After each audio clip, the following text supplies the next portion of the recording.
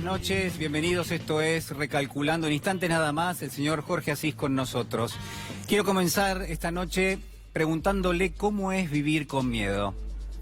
Pero sobre todo, cómo es cuando te proponen o cuando nos proponen vivir, en definitiva, con incertidumbre, con miedo, con angustia.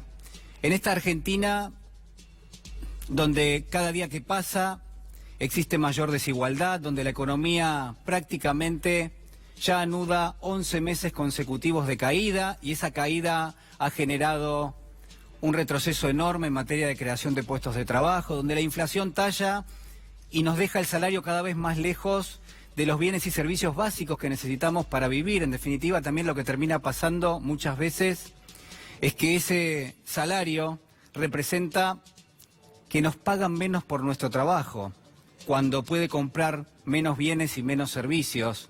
Y todo esto configura un escenario sumamente árido para tratar de llegar a fin de mes. Quiero consultarle y en todo caso proponerle que pensemos juntos si no hay mecanismos, si no hay ideas, si no hay fuerzas que están entre nosotros, que quizás no son tan perceptibles, pero que sin ninguna duda están, y que nos reflejan ese miedo, ese temor, esa incertidumbre que se ha hecho un lugar y con la cual se supone que tenemos que convivir. Al menos esto es lo que está planteado, que forme parte de una especie de sentido común. Ese miedo, ese temor, está entre nosotros y convive sin ninguna duda con nosotros. Claro, ¿cuál es la respuesta que tenemos frente a eso? Sobre todo aquellos que trabajamos día a día, y me incluyo, porque somos los que vivimos del salario, y es la inmensa mayoría de todos nosotros, que lo usamos para sostener a nuestra familia, que lo usamos para construir nuestros sueños, nuestras proyecciones. Pero ¿qué pasa cuando todo eso empieza a desmoronarse? ¿Qué le cabe a aquellos que han perdido ya su trabajo, que observan quizás con desazón que esta Argentina cada vez les da menor cantidad de posibilidades? ¿Cómo respondemos a eso? Mire, intuitivamente a veces la solución es trabajar más. Cuando las limitaciones empiezan a formar parte de nuestro día a día, trabajamos más para compensar aquello que es lo que no nos alcanza, o también lo que uno puede hacer es recortar los gastos, ponerse límites en esos consumos que tiene nuestra familia, pero al mismo tiempo atención, y lo decíamos la semana pasada, porque no falta quienes se echan la culpa y dicen, bueno, la realidad es que me va mal porque yo no estoy a la altura de las circunstancias. Esto que ha dicho el gobierno, que se supone que tenemos que tomar como una verdad. Y por otro lado, algo que también ha dicho el gobierno es que se supone también que tuvimos una fiesta y que ahora estamos pagando esa fiesta. La pregunta es, ¿fiesta dónde? ¿Y cómo? ¿Y por qué? ¿Y realmente hubo una fiesta? Y si la hubo, ¿quiénes fueron los que formaron parte de ella? Son las preguntas que caben, pero quizás lo más peligroso es naturalizar esto. Naturalizar, tomarlo como parte de un sentido común, este miedo, esta incertidumbre que va tallando en nuestro día a día. Mire, formamos parte de una sociedad y eso quiere decir que hay un pacto social entre todos nosotros, y ese pacto social es lo que le da forma, lo que le ha dado forma en algún momento a cuestiones que tienen que ver con la república, con la democracia, a elegir a nuestras propias autoridades, a poner a alguien en la Casa Rosada y que sea esa persona la que designe a sus ayudantes, a sus funcionarios, a los ministros, a los directores, y que ellos toman las decisiones porque uno delega poder en ellos. Eso entre tantas otras cosas que hacemos cuando renovamos permanentemente a través de la cultura este pacto social. Por eso es, creo yo, lógico que cuando aparecen las dificultades, cuando estamos en crisis, cuando observamos que quienes están a nuestro alrededor también están afrontando una situación crítica, miremos para la Casa Rosada, miremos a quienes toman las decisiones y les pidamos nada más y nada menos que nos expliquen qué es lo que nos está pasando. Pero ¿qué ocurre cuando eso no ocurre? ¿Qué sucede cuando lo único que obtenemos son miradas de indiferencia, cuando nadie se pone en la piel de aquel que toma las decisiones, o desde el gobierno son sencillos analistas de la realidad, pero no se hacen responsables? Y acá quiero plantearle que muchas veces el gobierno actúa en forma indolente, en forma indiferente, que siembra ese miedo, esa incertidumbre, que actúa con levedad. Y Le traigo esta noche una historia que habla de la levedad, de la indiferencia y del miedo y de la incertidumbre, por supuesto, que escribió un autor checo que se llama Milan Kundera. Se llama La insoportable levedad del ser. Y lo que va a hacer con nosotros es aproximarnos a un mundo donde va a situar a cada una de las personas en el marco de una sociedad, donde va a describir también cómo son las relaciones que tenemos día a día, no solamente las relaciones con aquel que tenemos al lado, que forma parte de nuestra pareja, sino también con los hijos, con los amigos, con los conocidos, cómo son las relaciones sociales que nos envuelven, cómo es ese capital social puesto al servicio, sobre todo de aquellos que menos tienen, de los más vulnerables. Y lo que va a hacer Kundera maravillosamente bien va a ser clasificar todas esas relaciones en dos cuestiones que son centrales. Él va a decir que de un lado está la levedad y que esa levedad representa la falta de compromiso a la hora de tomar una decisión, que representa el miedo al mismo tiempo, pero sobre todo cuando no se quiere asumir una responsabilidad por eso que se está haciendo. Y del otro lado va a contraponer al peso, el concepto de peso, de lo pesado, en los términos de la intensidad, de lo que uno hereda culturalmente, de lo que uno comparte con el resto de toda la sociedad, que formamos parte de la sociedad, va a decir Kundera. Y la historia es sumamente sencilla y al mismo tiempo es algo compleja. A ver, porque hay un personaje central que se llama Tomás, que es cirujano, que está emprendiendo una especie de segundo matrimonio, está divorciado de su primera mujer, ha tenido un hijo, pero lo que va a llevar la historia adelante van a ser las infidelidades que Tomás va a cometer contra su segunda mujer, que se llama Teresa. Y hay algunas cuestiones que son centrales. Por ejemplo, él va a decir que su verdadero amor es Teresa, pero que no puede evitar serle infiel. Al mismo tiempo, Kundera va a empezar a tejer una cuestión relativamente narrativa en torno a las otras relaciones que tiene Tomás, porque hay un hijo de su primer matrimonio con el cual hace mucho tiempo que no se ve.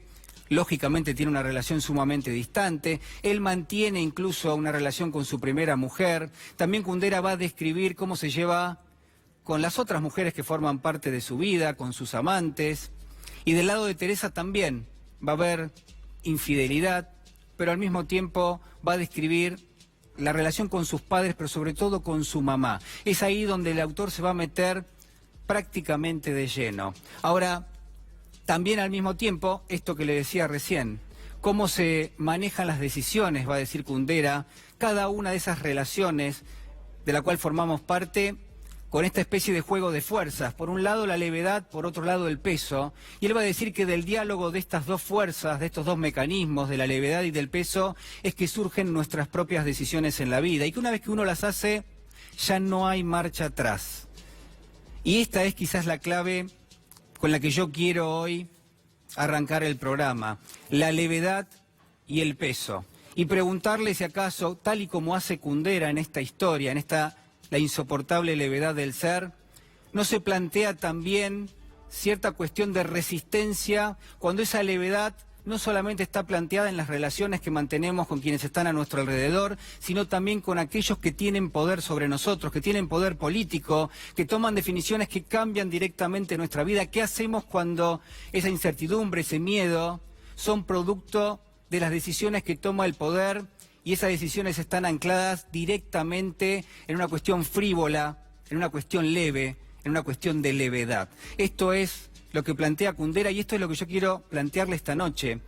Si no estamos en presencia de un gobierno que hace exactamente esto, que ataca directamente los lugares de amarra que tenemos quienes formamos parte de una sociedad, si no está planteado en este gobierno y en sus políticas muchas veces que tenemos que olvidarnos de nuestra historia, de los símbolos que compartimos, de las fechas patrias, si tenemos que olvidarnos de ese capital social que hay y que nos rodea permanentemente, si no se busca romper con todo eso, sencillamente para acotarnos a un mundo donde estamos limitados económicamente y donde la perspectiva es que hay que esperar porque lo mejor está por venir y porque lo peor ya pasó. Mire, hay muchísimos datos económicos, vamos a ir repasándolos a lo largo del programa, pero déjeme comentarle dos o tres que demuestran fehacientemente que esto está pasando en la Argentina. La actividad económica en el día de ayer cayó prácticamente 7%, es el dato de marzo que calcula el INDEC y demuestra que desde hace 11 meses la Argentina no solo no crece, sino que cae. Y esto ha generado mayor desempleo y genera mayor pobreza y mayor indigencia.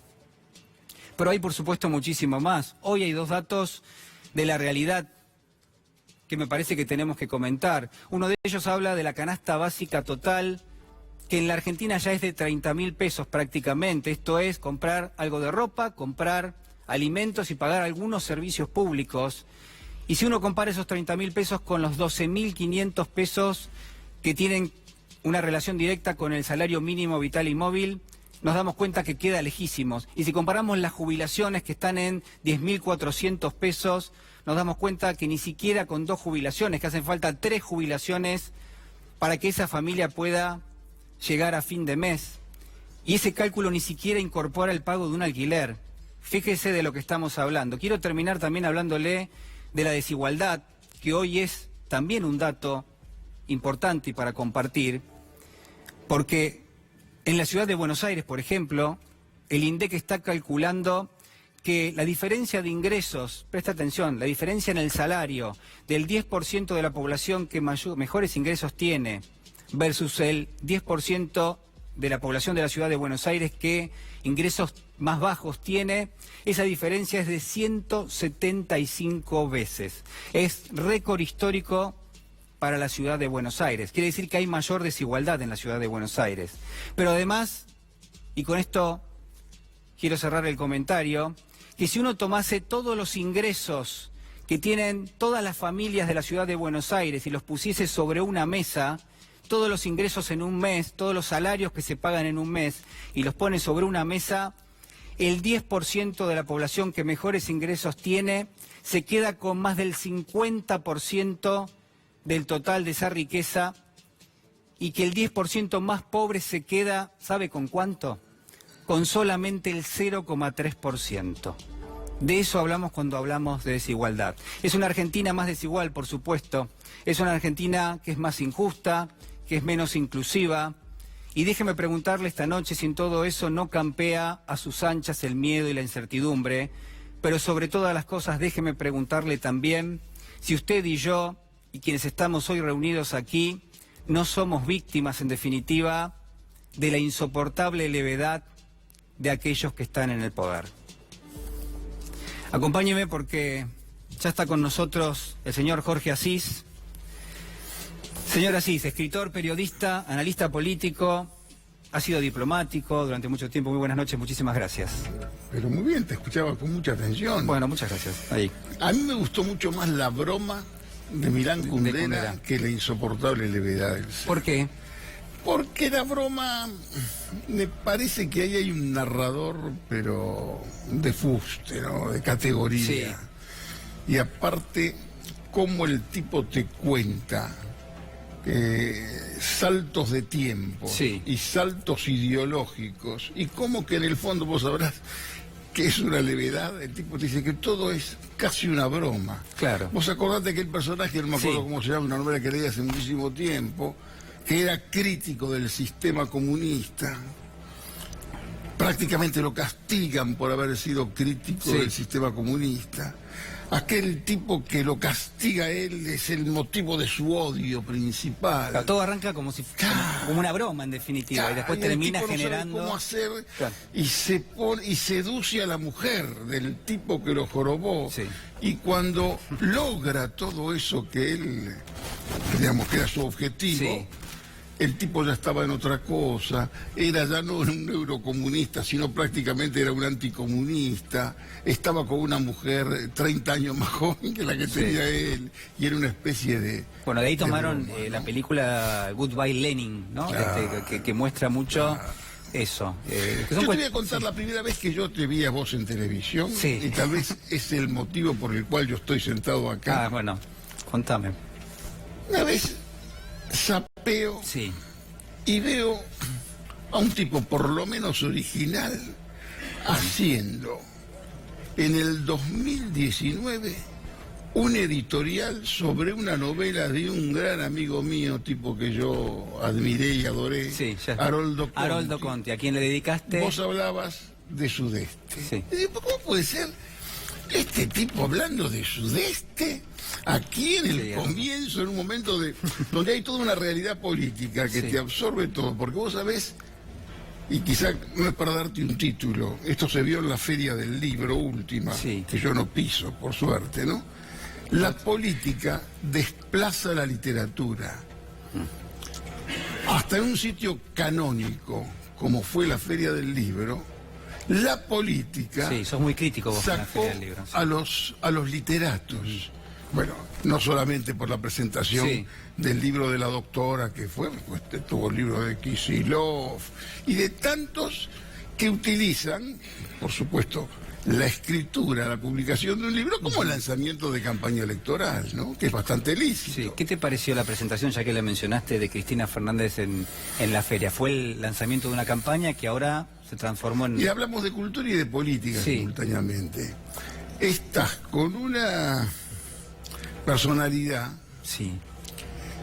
que verdaderamente lleva un campo de ventaja a muchos de sus contemporáneos. Con un libro, sinceramente, armó un alboroto. Por ejemplo, a Schiaretti, la centralidad, después de esa paliza enorme que le dio al macrismo en Córdoba, esa centralidad le dura 24 horas. La doctora va a la calle Mateus, te saca una foto con todos los compañeros y todos. Porque, bueno, la mujer disfruta de la centralidad en adversidad, ¿no es cierto? A todos los periodistas, a todos los que tenemos alguna capacidad de conjetura, la semana pasada nos durmió. A todos. Con un tuit de un sábado a la mañana. ¿Te podés imaginar? Esa mujer presenta un libro, todos hablan de ese libro, habrán comprado miles el libro, lo habrán leído el 5% de los que lo compraron. Yo leí el libro, yo todavía tengo el vicio orgánico de leer, de la lectura, ¿no? Y hablar, sobre todo cuando conozco de lo que se trata. ¿Por qué decías en adversidad? Que ella estaba en adversidad. Porque, digamos, ocupar la centralidad cuando te va bien no es ningún mérito. Ahora, ocupar la centralidad con todos los procesamientos, con toda la magnificación de toda la escenografía de la corrupción. Y yo cuando digo, por ejemplo, a compañeros, a colegas y sobre todo a titulares de medios de comunicación, muchachos, estuvieron 40 meses para masacrarla y está todavía con vida.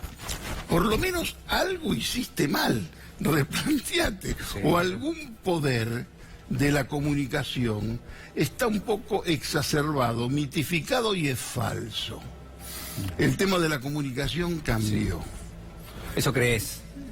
Sí, por supuesto. ¿Eso crees? ¿Crees que aunque haya una especie de campaña en contra, por ejemplo, de Cristina Fernández, de todas maneras sobrevive en amplios sectores de la población? Bueno, la sobrevivencia te marca de por sí un hecho. Sí, tiene obviamente un acompañamiento como político dicen los importante. kirchneristas, los grandes medios de comunicación están manejados por las corporaciones. Si fueran manejados por las corporaciones quieren réditos. Entonces tenés que desplazar a todos los titulares. Porque pero Jorge, igual la comunicación es importante, ¿no? Por supuesto que es importante, pero cambió la comunicación.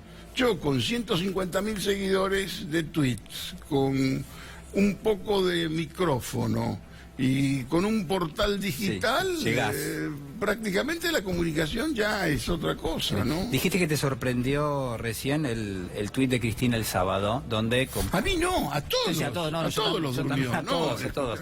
Pero digo, ¿cuál fue la primera lectura que hiciste y si cambió a lo largo de los días esa lectura? ¿Por qué se hace el cambio? ¿Qué te parece? Mira, no fue precipitado lo mío. La designación de Alberto Fernández como su candidato es de por sí una autocrítica. ¿Cómo es eso? A ver. Claro. Una autocrítica es simplemente la designación. Porque vos tenés un tipo que se va en el 2008, por ahí, no tengo exactamente la fecha, y que es en adelante el cuestionador de todo lo que los detractores cuestionan en la doctora.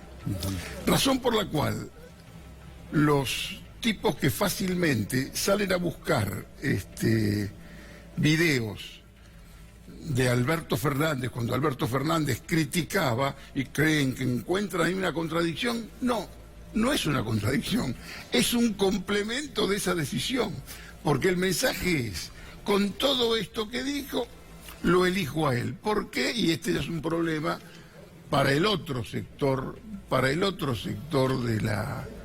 del conglomerado kirchnerista, ¿no es cierto? Porque la designación de Alberto Fernández es algo que descomprime, si vos querés. Sí. ¿Cuánto silencio? ¿Podemos pedir un poquito de... Pidamos silencio, ¿puede ser, en el estudio? Gracias. Descomprime hacia la moderación y es un desafío hacia el otro sector que tiene que ver con el kirchnerismo, que yo llamo ese frepacito tardío que tiene la doctora, que es toda ese movimiento más bien izquierdoso, de chicos que saltan por la liberación, que eso verdaderamente asustaba a algunos moderados. Y te voy a decir más, que aunque suene temerario, si la doctora decía que ella era la candidata, vos sos economista, y yo creo que iba a ser muy difícil para el dólar. Iba a ser muy difícil conseguir dólares. ¿Puedo decir que iba a haber una reacción de los, por ejemplo, de los mercados financieros? No es que lo digo yo, era información que no se decía y no se publicaba, lo decían los banqueros, lo decían los cueveros y venía de Wall Street. Si esta señora se lanza, acá no queda un dólar.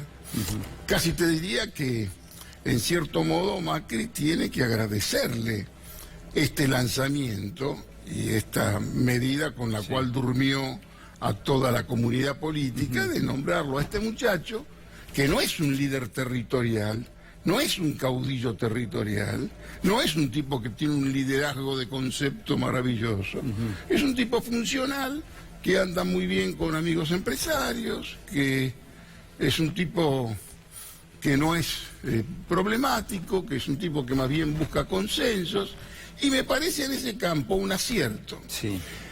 Y lo más importante de esa dormida es que actúa como catalizador de todo el universo político, a todos los precipita a tomar determinaciones. Fueron días de muchísimas reuniones. Bueno, hoy de hecho el presidente se reunió con Juan Manuel Urtubey, el gobernador de Salta. Ayer lo había hecho con Juan Schiaretti, ayer o antes de ayer lo había hecho con Juan Schiaretti también, y se supone que... Ahí tenés. Ayer lo recibe Schiaretti. Y vos hablabas de la comunicación y hablabas de la levedad. ¿Cuál es el manejo de la comunicación? En Córdoba, el día de la elección, Schiaretti les deja la cola como una regadera al macrismo. Va Schiaretti, como todo líder, y con un tipo respetuosamente de las instituciones, a saludarlo al presidente. Salen fotos. ¿Qué fotografía es la que se publica? Schiaretti, que casi se le rinde ante su pecho, y Mauricio parece el gran capo, como si en el fondo compartiera ese triunfo, cuando en realidad le hicieron una goleada extraordinaria. Por supuesto. ¿Entendés? Ahora vos hablas de estas visitas, y estas visitas lo que tiene que ver es con el momento complejo y con el desafío actual para los analistas y para la ansiedad de todo lo que tienen que ver con el círculo rojo y con la política, que quieren tener datos precisos, y yo suelo decirles, esto no es para ansiosos, es para perversos. Es para perversos. Claro. Bueno, a ver, hace apenas algunos minutos nada más hay algunas definiciones que le van poniendo un marco distinto. Por ejemplo, el ministro del Interior, Rogelio Frigerio, dijo: no descarto una alianza con Alternativa Federal. Eso es un elemento que hasta ahora al menos no había aparecido, por más que las fotos parecen de alguna manera preanunciar. También esto es un juego de vivos. A ver. Hay muchas partidas simultáneas. Ese tipo de alianza de Alternativa Federal es una manera también de generar una reacción de Alternativa Federal.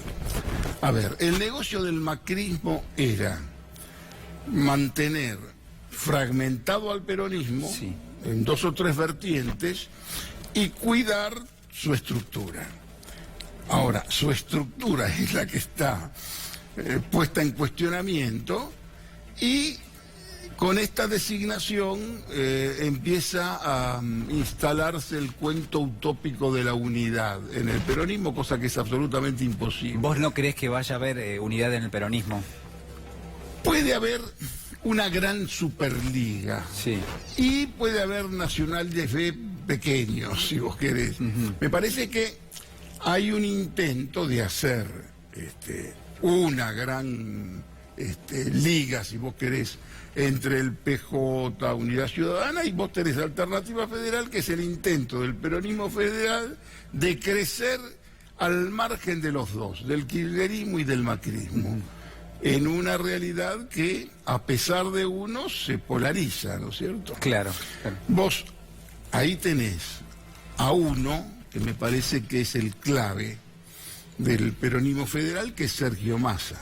Si Sergio Massa toma distancia y llega a algún acuerdo en una de las tantas mesas simultáneas que hay con el PJ Mateu, y el peronismo federal prácticamente se desvanece porque queda solamente Urtubey, asediado Urtubey por las interpretaciones oficialistas y las sospechas de los peronistas de que está más o menos en connivencia con Macri. Y él no puede estar todo el día con declaraciones, no tengo nada que ver con Macri.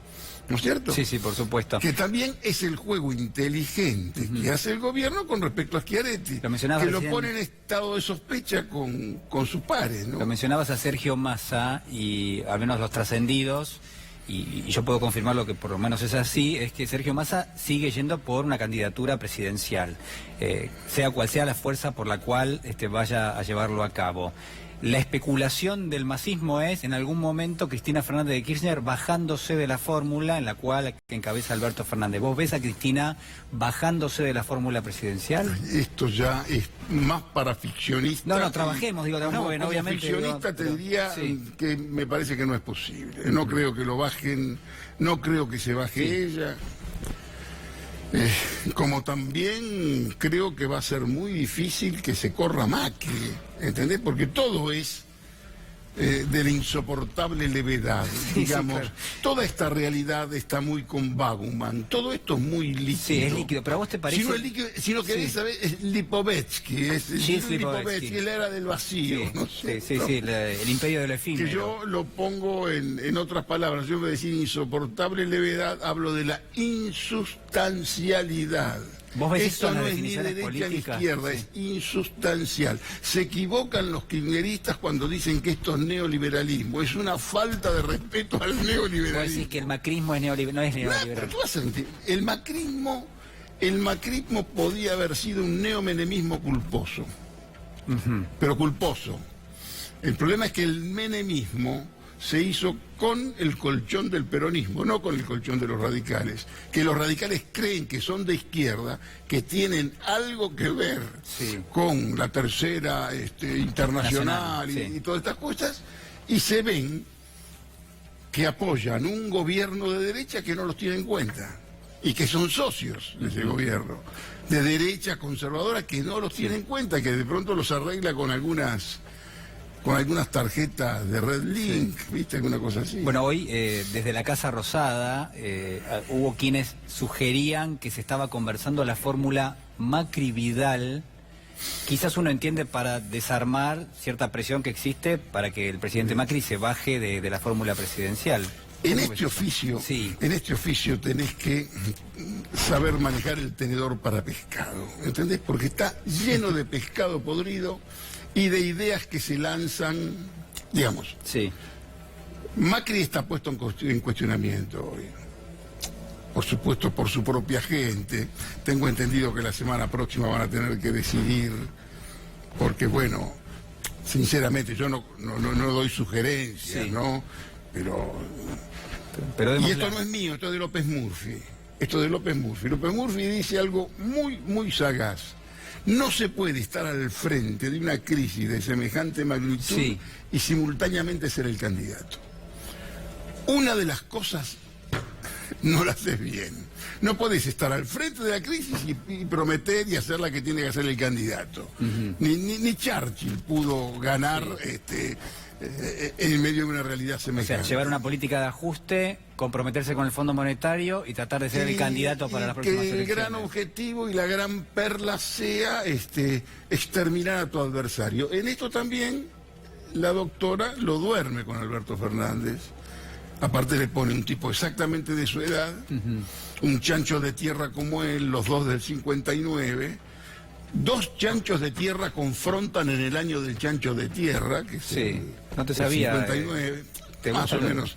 Es otro de los perfiles que más o menos manejo. Usted dijo, perdón, ¿no? Jorge, dijiste que Macri es un chancho de tierra. Sí. Y Alberto Fernández también es chancho de tierra. Los dos son del 59, sí. Y es mucho más interesante. En la astrología china, el antagónico es la serpiente. La doctora es serpiente. Que lo cautiva al chancho, lo tiene imantado al chancho. Como otra serpiente, Marcos Peña, lo tiene imantado a Mauricio Macri. Te escuché decir que Marcos Peña es quien toma en definitiva las decisiones o quien de alguna manera lo sostiene. Hoy Marcos Peña es el sostén más importante que tiene la candidatura presidencial de Macri. Y no quiero pensar que es porque si no está Macri, por supuesto Marcos Peña no va a tener el rol que tiene en la actualidad. Yo creo que no, creo que él es un pilar del macrismo. Y yo creo que el macrismo en realidad, el macrismo se agota en Macri. Sin Macri no existe macrismo, es otra cosa. Mismo Vidal, Rodríguez Larreta, es otra cultura, te diría. O sea, ¿no? Sin Macri... Sin Macri hay que hablar de vuelta todo, y esto lo sabe Macri. Por eso tiene que salir y defender. Me parece que equivoca el procedimiento. ¿Por qué? ¿Dónde se equivoca Macri? Bueno, en hacer estas dos cosas simultáneamente. Bueno, y se equivocó sobre todo en la insustancialidad que lleva en estos casi 4 años. En la levedad de la política atroz. Se ven sus discursos, se ve en sus formulaciones. Este es el único camino, no hay atajos. Bueno, eso no es son eslogans. Bueno, no es muy del neoliberalismo eso, ¿no? Es decir, como que esta el neoliberalismo es otra cosa también. El sí, por supuesto, mucho más amplio. Un poquito más simple. Un neoliberalismo sin inversiones, sinceramente. Yo no entiendo el capitalismo. Ahora, si es una cosa meramente financiera. Por ejemplo, estos muchachos se cargaron 120.000 millones de dólares más de deuda externa. No es una chicana, yo les pregunto, muchachos, qué sé yo, ¿dónde están los portaaviones? ¿Qué compraron? ¿Qué hicieron? Me río para no llorar, Jorge, pero... Neoliberalismo es a partir simplemente de timba financiera. Eso no es neoliberalismo, muchachos. Es una falta de respeto hasta a la señora Margaret Thatcher, a Ronald Reagan, ¿no? A tipos que fueron neoliberales de verdad. Dijiste en algún momento, tengo algunas cosas que dijiste, Macri lleva 9 derrotas, dijiste hace poquito. Ahora queda en manos de Alternativa Federal y hay muchos gobiernos que quieren hacerle una interna. Bueno, acá ni siquiera me entiendo la letra. No entiendo, yo dije tantas cosas. Dijiste mucho, pero bueno, ¿lleva 9 derrotas Macri, te parece? Bueno, lleva 9 derrotas al hilo en las provincias. No crece territorialmente. Digamos, ¿qué es Cambiemos? Pero ¿cómo puede tener aspiraciones si en definitiva hasta ahora es un problema. Derrotas? Suponete que gana de vuelta. Primero, perder un presidente que pierda su reelección es casi milagroso. Porque en realidad el gorro frigio, el Estado, todo juega siempre a partir del oficialismo. Solo un gobernador, puedo equivocarme, pero un gobernador en la historia, por lo menos contemporánea de la Argentina, perdió su propia reelección. Uno solo. Todos los gobernadores que van por su reelección seguramente ganan. El acto más banal es un acto de campaña política. Presidentes que fueron por su reelección: Juan Domingo Perón, Carlos Menem y la doctora. Digamos, tiene que ser muy malo el presidente para perder cuando él es el propio candidato. Intuyo que este Macri está por lograr esa hazaña, que ni siquiera sabe manejar el aparato, el propio, y que se queda en la insustancialidad. De pronto tenía que haber probado con hacer política, con negociar, con acordar.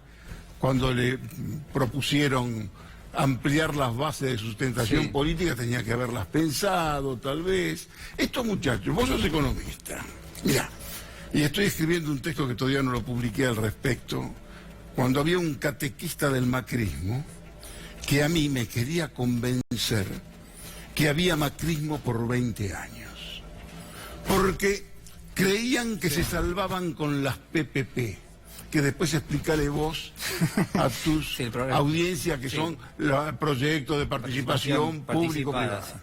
Con esos proyectos de participación pública-privada y sin que el Estado pusiera un mango, decían que ellos iban a tirar 30.000 palos al mercado, y con lo cual se iba a movilizar todo, iba a haber puestos de trabajo, 10.000 palos nada más que en la provincia de Buenos Aires. Esto fue más o menos en noviembre del 2017, cuando me hablaban casi como diciendo: se extinguió el peronismo, se acabó todo, todo es viejo, el resto...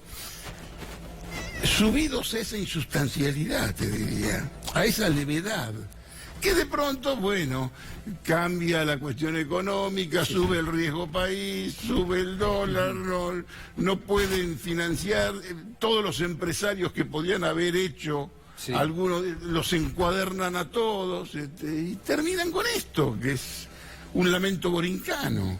¿Qué te pareció, qué opinión tenés de la causa de los cuadernos, esto que vos mencionabas recién, digamos? Mira, la causa de los cuadernos, en realidad los cuadernos son una nota, una inspiración. ¿Cómo es eso? Claro, es la movida inspiradora. La causa es la causa de los arrepentidos. Intuyo también que se equivocan los kirchneristas cuando... se refieren nada más que a las fotocopias de los cuadernos. La causa cambia cuando empiezan los arrepentidos a arrepentirse de más e innecesariamente. O sea, vos lo que decís es que quizás esos cuadernos existieron en algún momento y después nunca más existieron, que esas fotocopias estaban ahí dando vuelta. Ya, en cuanto a Wagner y en cuanto al otro, no me acuerdo cómo se llama ahora, Poliaco, algo así, empiezan a arrepentirse y a contar todo y a asumir y empiezan... Ahí empieza la causa. En esta cosa cultural. Y esta cosa también tan triste de creer y de instalar que pobres empresarios, para trabajar tenían que incorporarse a esta imperfección, cuando en realidad, claro... Yo publiqué La marroquinería política en el 2005, todos mis libros de 2006, sabía de qué se trataba, como sabían los grandes medios de comunicación que hoy castigan de qué se trataba, ¿no es cierto? Pero a ver... Para eso tenés que leer sinceramente el libro de la señora... De Cristina Fernández. Cristina. Algo que surge de un poco de la investigación de la causa de los cuadernos, pero que también se empiezan a ver en otras causas, es que hay una relación muy cercana entre la inteligencia, los jueces... Por supuesto, yo publiqué un libro que se llama La mafia del bien. Existe esa mafia del bien, esa mafia... supuestamente con objetivos enaltecedores. Quizás en la causa de Alessio se ve más, ¿no? Se ventilan dolores. Y acá se equivocaban todos. ¿Por qué? ¿Qué decís? A ver, yo no quiero quedar como un destructor de creencias, pero se equivocaban los kirchneristas al decir que era toda una operación. ¿De qué estamos hablando? Los cuadernos. Y se equivocan los antikirchneristas cuando ven que la causa Dolores creen que es un pretexto para derribar la causa Cuaderno. No, muchachos, sean más humildes todos, analicemos los hechos. Lo que pasa es que los hechos de Dolores, por supuesto, desenmascaran algunas cuestiones de la mafia del bien. De la mafia del bien, que es una concatenación del manejo informativo, la inteligencia, la justicia, o sea, vos decís eso, y la producción de causas. La producción de causas.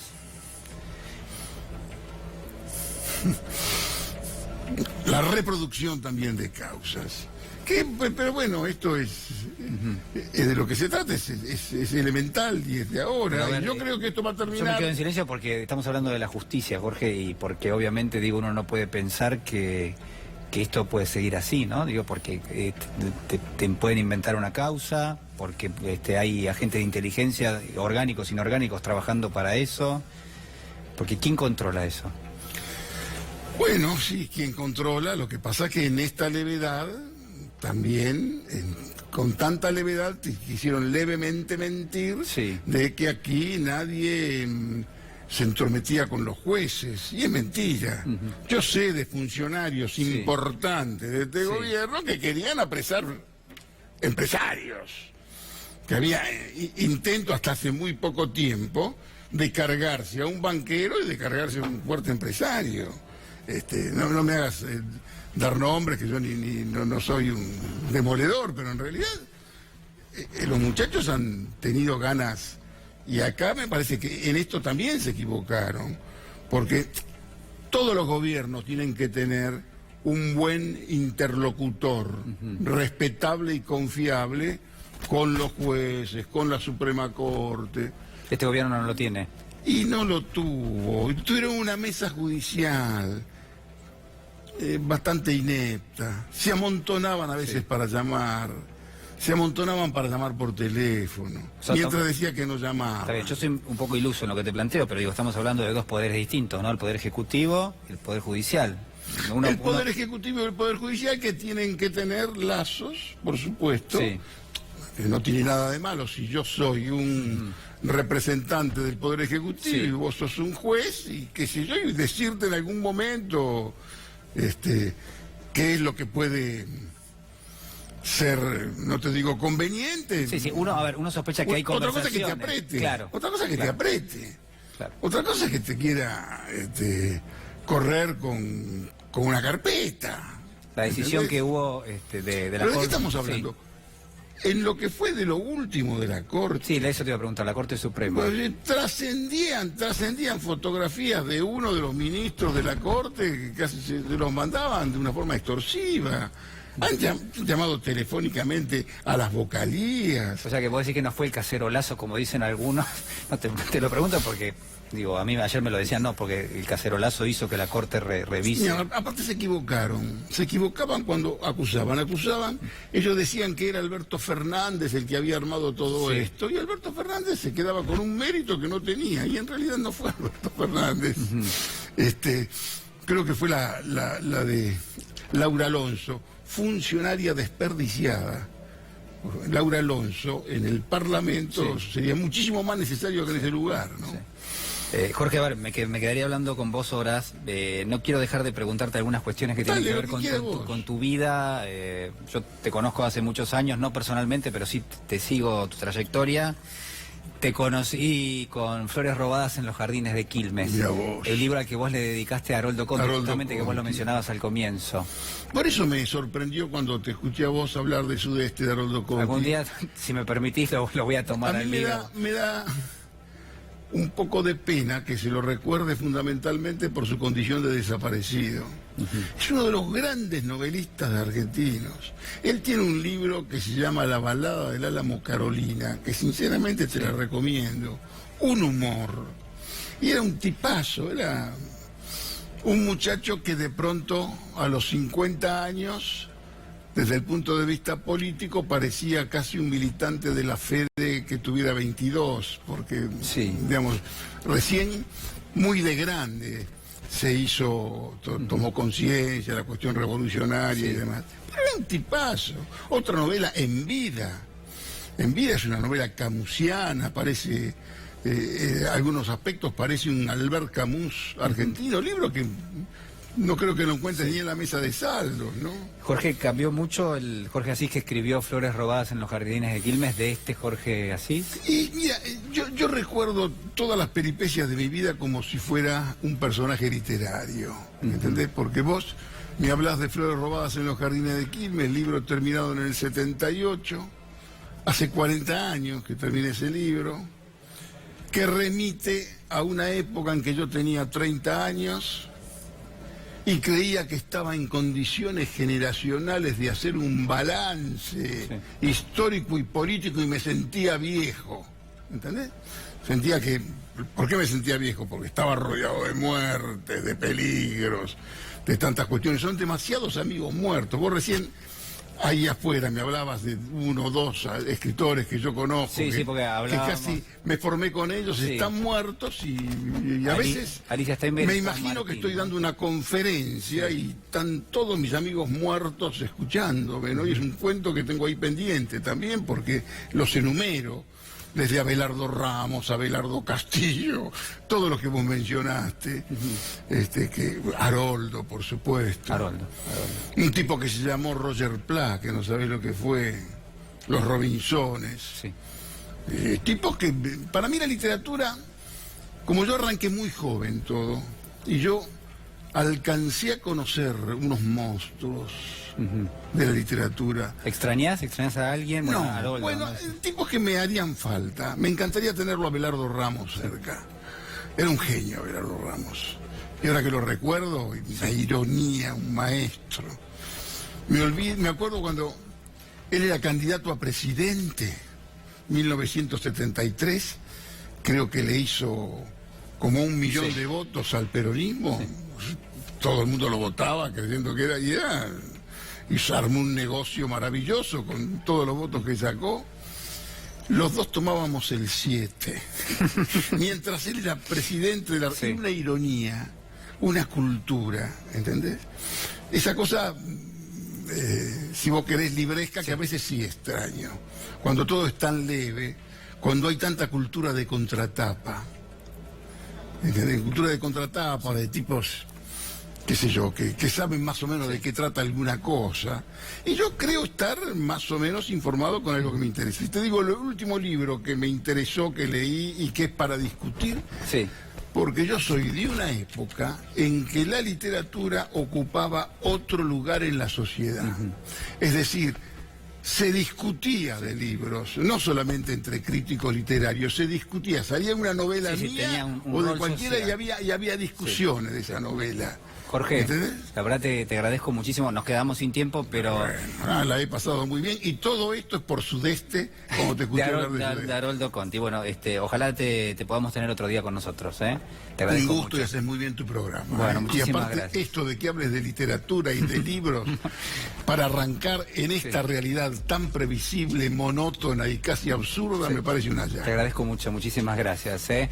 Hacemos una pequeña pausa si les parece y ya regresamos.